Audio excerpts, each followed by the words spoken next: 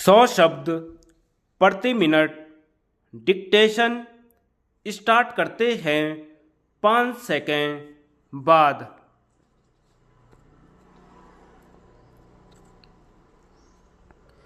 किसी देश की आर्थिक, सामाजिक और राजनीतिक स्थिति का अध्ययन करने के लिए सबसे पहले यह जानना आवश्यक है कि उस देश की आर्थिक क्षमता किस प्रकार की है। किसी भी राष्ट्र के हित में आर्थिक संबंधों का बहुत महत्वपूर्ण स्थान है। आर्थिक दृष्टि से संपन्न राष्ट्रों की ओर यदि हम दृष्टिपात करें तो मालूम पड़ेगा कि आर्थिक समता का सिद्धांत उन राष्ट्रों ने किस प्रकार से अपनाया है।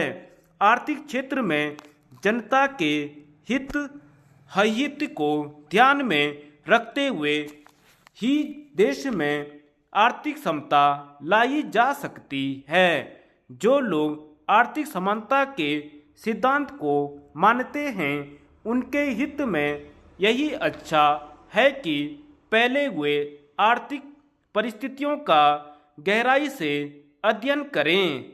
अभी तक संसार में आर्थिक क्रांतियाँ सिर्फ उन लोगों के माध्यम से नहीं हुई हैं जिनके हाथ में आर्थिक सत्ता रही है, बल्कि आर्थिक सत्ता जिनके हाथ में नहीं रही है उन्होंने ही आर्थिक और सामाजिक क्रांति लाने में बहुत महत्वपूर्ण योग दिया। हम यह भी मानते हैं कि आर्थिक प्रगति के लिए दूसरे देशों से आर्थिक सहायता लेना आवश्यक हो सकता है, लेकिन यह सिद्धांत सब देशों पर लागू नहीं होता है।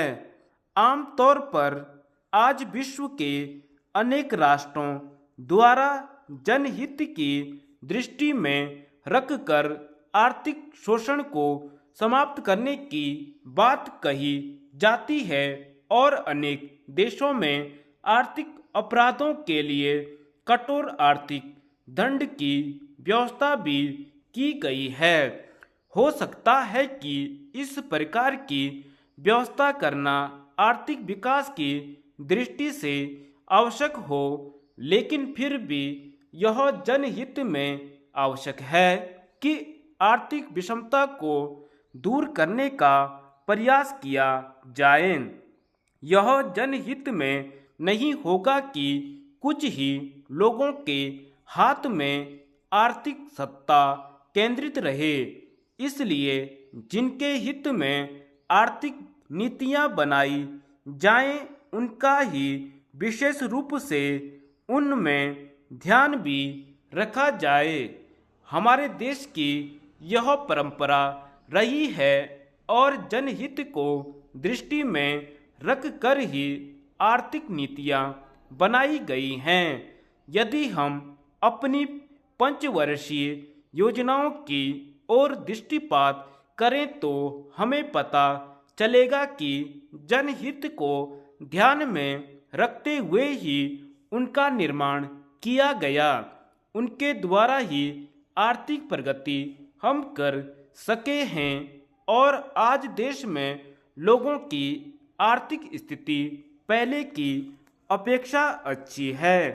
आर्थिक प्रगति से ही किसी राष्ट्र की प्रगति संभव हो सकती है।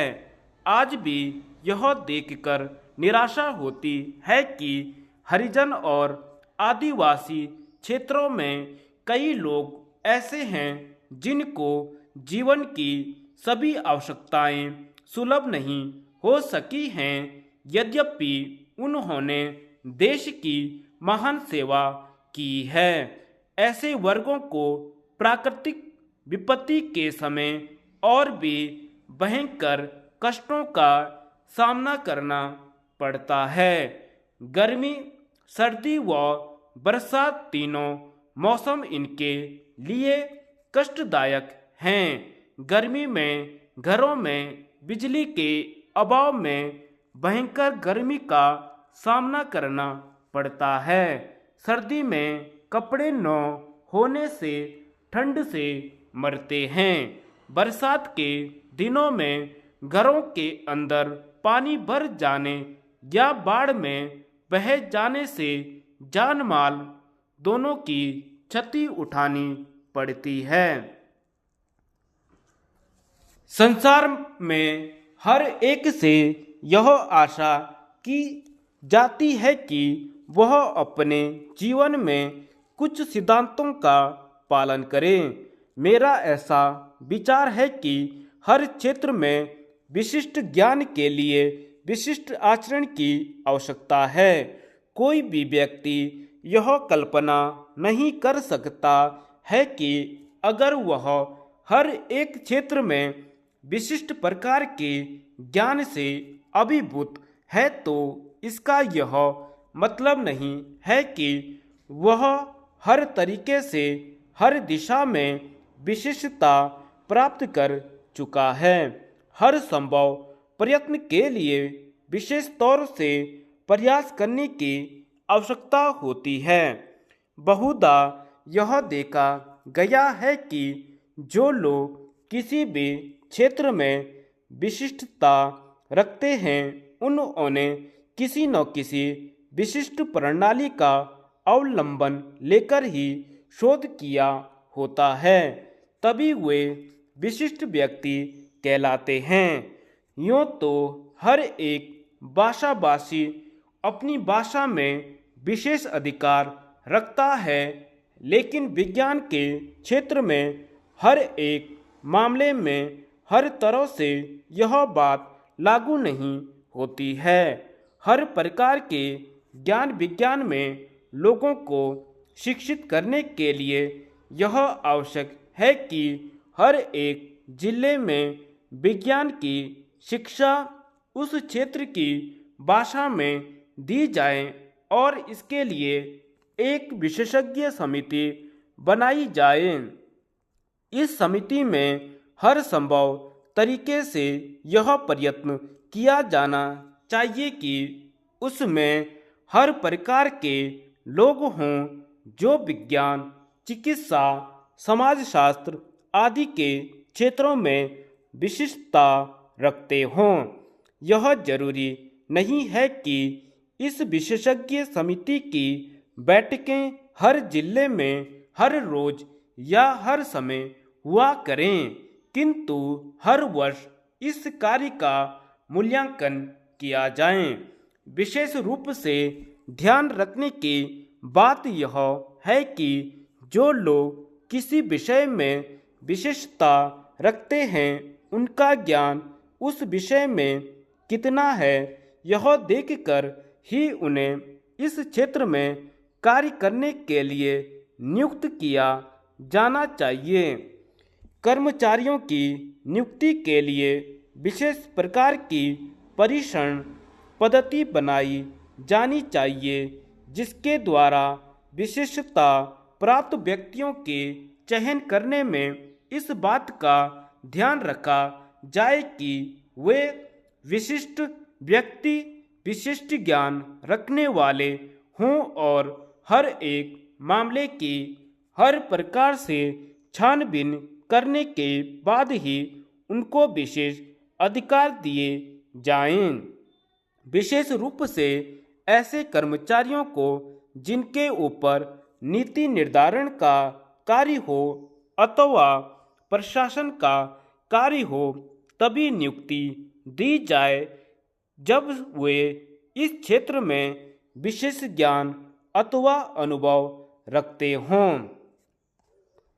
निगम में कर्मचारियों संबंधी आवश्यकताओं का हर 3 महीने बाद पुनरीक्षण किया जाना चाहिए और यह ध्यान में रखा जाना चाहिए कि न्यूनतम कर्मचारी रखे जाएं, किंतु इसका अर्थ यह नहीं है कि ऐसे क्षेत्रों में जहां पर आपातकालीन स्थिति आ सकती है वहां पर न्यूनतम कर्मचारी रहें। ऐसे मौके पर पर्याप्त संख्या में योग्य कर्मचारियों और विशेषज्ञों की सेवाएं तुरंत प्राप्त करने का प्रयत्न किया जाना चाहिए ताकि लोगों के कष्ट कम हो सकें। मिसाल के तौर पर हर साल देश के विभिन्न भागों में आने वाली भयंकर बाढ़ से बचने के लिए अधिक से अधिक सहायता की व्यवस्था होनी चाहिए। धन्यवाद।